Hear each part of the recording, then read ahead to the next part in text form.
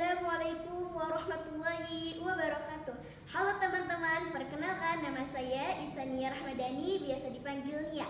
Saya kelas 10 dari MA Miftahun Nur yang akan menjelaskan tentang khalifah, yaitu sahabat Rasulullah SAW. Sebelum masuk ke materi, saya akan sedikit menyanyikan tentang sahabat Rasulullah SAW. Mari kita mulai ya teman-teman. Ada 4 khalifah sahabat Rasulullah. Yang pertama adalah Abu Bakar As-Siddiq, 2 Umar bin Khattab, 3 Utsman bin Affan, yang keempat Ali bin Abi Thalib.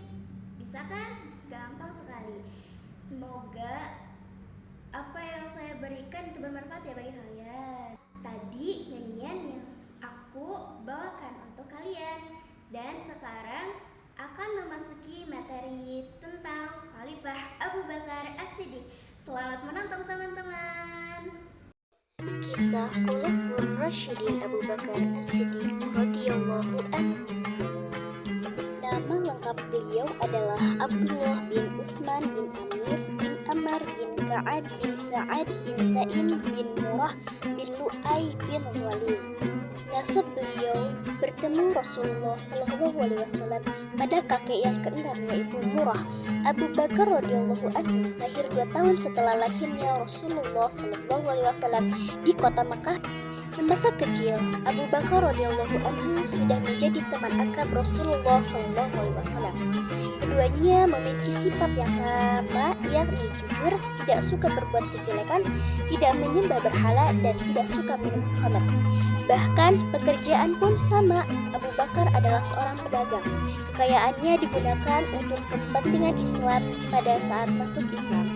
Abu Bakar sudah memiliki 40.000 dirham. Semuanya digunakan untuk dakwah Islam dan membebaskan budak-budak Muslim. Rasulullah SAW paling banyak menggunakan harta Abu Bakar As-Siddiq. Tuhan Rasulullah SAW mengajukan para sahabat untuk bersedekah. Sosok Abu Bakar As-Siddiq sosok yang paling banyak berdoa, hatinya lembut dan pengasih, sangat pemalu dan penyayang, yang sangat warok. Dari sanalah ahli sunnah bersepakat bahwasannya Abu Bakar merupakan manusia terbaik setelah Rasulullah SAW. Dari banyaknya para sahabat, dirinya lah yang ditunjuk Rasulullah SAW untuk menjadi imam sholat, untuk menggantikan Rasulullah SAW yang sedang sakit. Abu Bakar menjadi teman paling setia Rasulullah SAW. Ketika Rasulullah SAW diisrakan dari Masjidil Haram menuju Masjidil Aqsa, orang-orang mempertanyakan kebenaran peristiwa itu.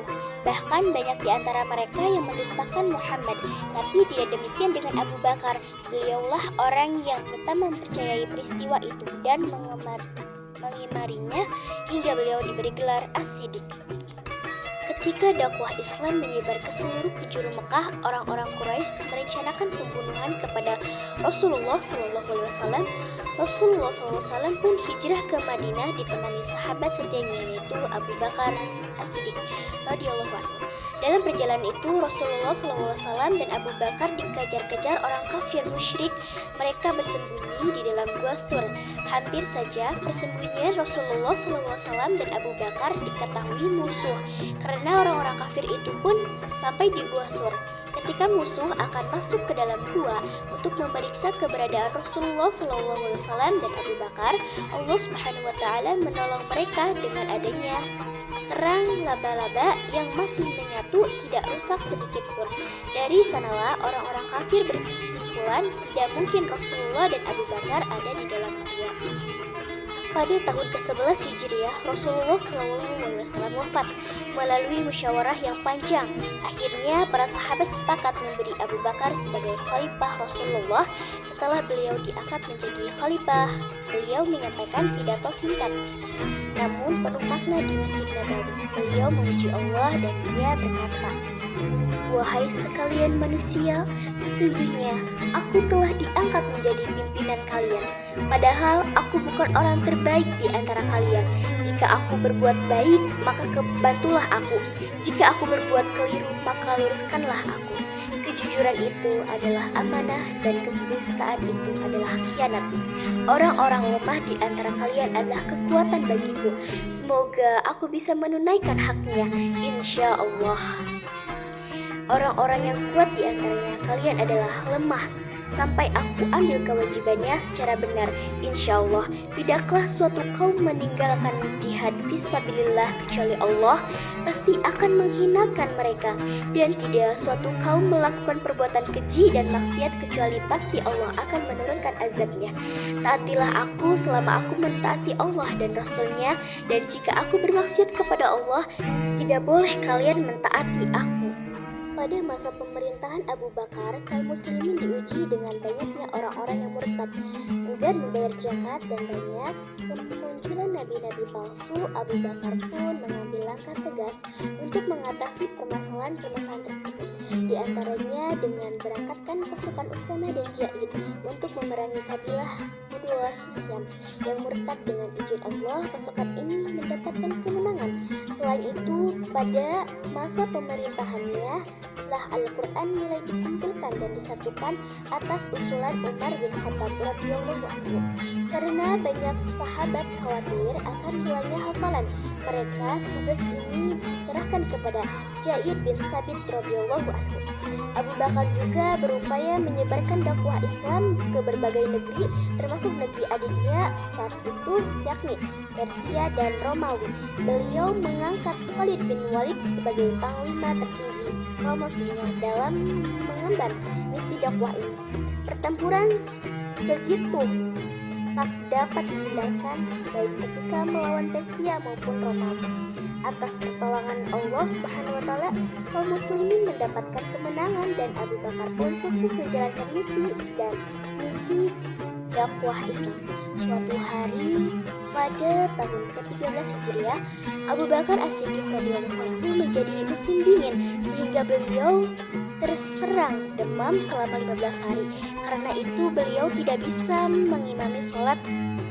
Beliau pun meminta Umar bin Khattab radhiyallahu anhu untuk menggantikannya menjadi imam sholat di Masjid Imam Nabawi.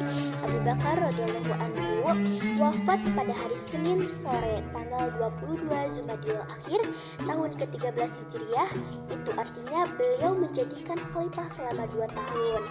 3 bulan 10 malam Abu Bakar berwasiat agar jenazahnya dimandikan oleh istrinya Asma binti Umais, kemudian dikafani dimakamkan di samping Rasulullah SAW. Itulah kisah inspiratif kehidupan sahabat yang sangat dicintai Rasulullah SAW. Banyak ibrah yang dapat kita ambil dari pribadi sahabat yang satu ini. Di antaranya, sejak kecil beliau sudah menghiasi dirinya dengan sifat jujur, tidak suka menyembah berhala.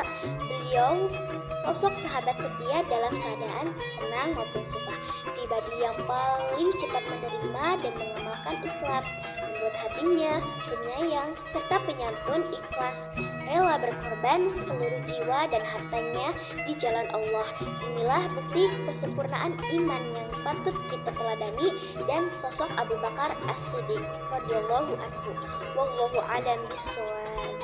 Sekian dan terima kasih. Wassalamualaikum warahmatullahi wabarakatuh.